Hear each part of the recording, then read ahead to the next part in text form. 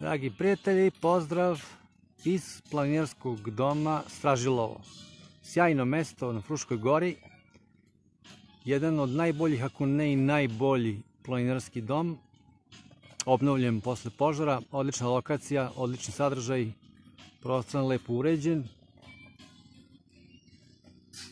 Sam dom i prostor ispred njega savršen za uživanje. Ovdje imamo jednog uživaoca ovoga prostora. Dobar dan. Dobar dan. Kako je bilo popeti se do ovde? Naporno, zato što dugo nismo planinarili. Čak smo se pokvasili vodom koliko nam je bilo vruće. Jedini problem kod penjanja je dodatni što nas bube spopadaju, lete puno oko nas, komarci jedu.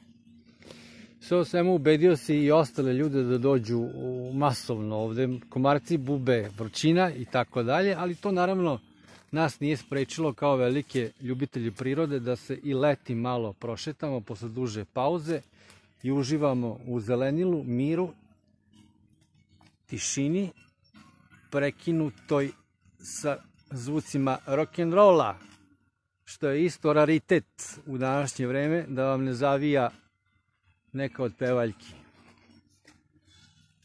Tako da ostaje naša preporuka da dođete na Stražilovo, generalno u Sremske Karlovce, i da konzumirate nešto od svega što vam prikazujemo ovih dana u našim prilozima.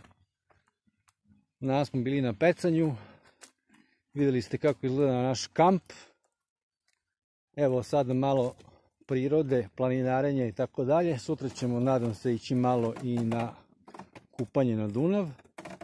Sve o svemu ponašamo se kao da smo došli iz daleka prvi put i konzumiramo ono što Sremski Karlovci i okolina pružaju turistima. Sve smo mi to videli, ali evo sada smo upakovali u jedan pravi turistički paket i vikend kako bi i sami uživali, kako bi drugima predočili šta su mogućnosti, jer perspektive izleta i putovanja su takve da ćemo se sve više okretati onome što nas okružuje u neposrednom okruženju.